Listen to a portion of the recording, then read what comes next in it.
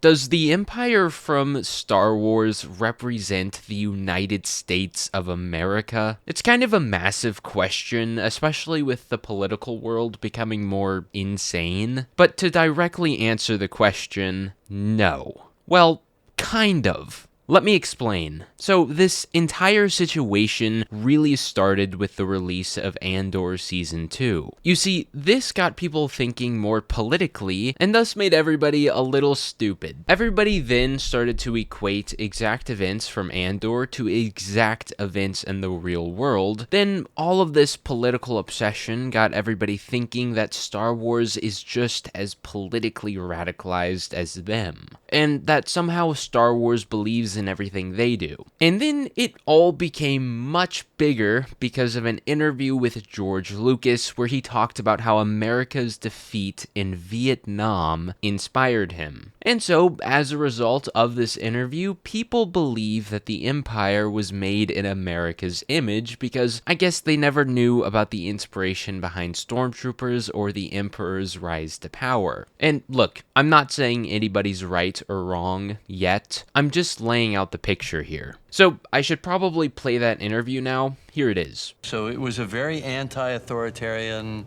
very kind of 60s against the man kind of thing, nested deep inside of a fantasy. Or a colonial, we're fighting the largest empire in the world. Right.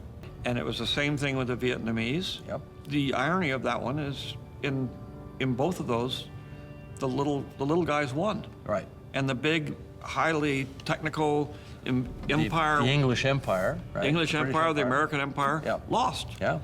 That was the whole point. Now, look, there's a lot to unpack here, but I just want to say it's kind of funny that people use this as a sort of gotcha moment for conservatives to basically say you can't watch Star Wars anymore because it disavows America's part in Vietnam. I mean, just look at this guy. At this point, if you're both a Star Wars fan and a conservative, I'm convinced that one of two things must be true. Either A, you just really like watching the flashing lights, or B, the only education you've ever had came off the back of a fucking cereal box. Because lately I've been watching Andor, and no spoilers, but if you watch that show and you cheer for the rebellion, as you should, and yet in real life you're a red hat and dickhead, you make Jar Jar look like a fucking intellectual.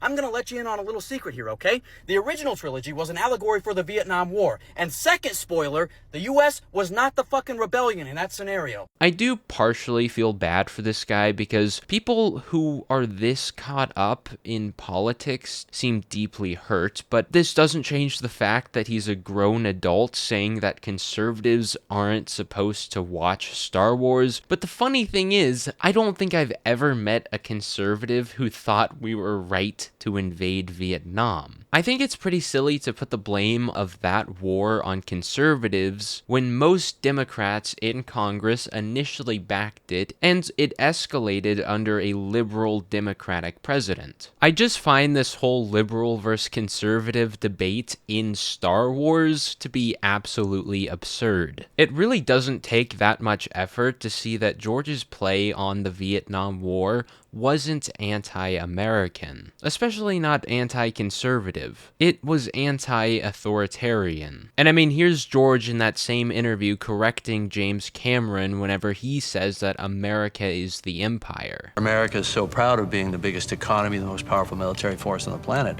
It's become the empire from the perspective of a lot of people around the world. It was the empire during the Vietnam War. The point that I'm making here is that America has come a long way, and we as Americans shouldn't be defined by that war, and me saying this shouldn't be a conservative or anti-liberal view. I think it's just purely logical, and I wouldn't consider myself in the least bit devoted to either opposing side on the political spectrum. But unfortunately, I don't think a lot of people would think that way, especially nowadays. Things seem to be growing more and more politically unstable and dangerous, not just in this country, but globally. I mean, if it's causing divide in Star Wars of all places, I can't imagine the full extent of it all. Which kind of takes me back to today with Andor. You see, people are making the same arguments they did with George's words in the past, but with Andor. essentially saying that Andor is an allegory for modern-day conflicts and events, with the same anti-American sentiment. But, I mean, I really don't even have to argue on why this is wrong when Diego Luna, Andor himself, who served as an executive producer and the main creative force behind the writing of the series, said this. This season in particular just feels very kind of plugged into things that are happening in our real world right now. There's immigration sweeps for undocumented workers. There's a conversation about whether or not certain events should be even called a genocide. For you, that sense of like right nowness, where do you think that comes from in the show? Imagine the show coming out 10 years ago. You would probably say the exact same, and you would find the reference to that day. Mm-hmm. And you would be like, oh my God, are you talking about this and this issue?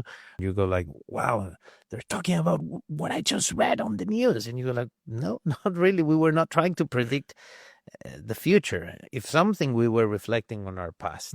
It's the exact same thing with George's work. There are timeless issues that arise regardless of political factions or spectrums. I think real issues today aren't black and white. They aren't liberal versus conservative or Democrat versus Republican. And they shouldn't be summed up by opposing standpoints on a political spectrum. And I think this entire misjudgment of George's anti-authoritarian views are downright scary. When people start accusing their political enemies of fascism and authoritarian acts, you get a nation of chaos and riot. Whenever you have both sides simultaneously accusing the other of lies, truth becomes diluted, and conflict becomes inevitable. I think this entire radicalization that's growing in today's politics, these people saying that my belief is the right belief and the only just belief, it's an attack on individuality. And also, I think it's important to note that if you're getting your political advice from Star Wars,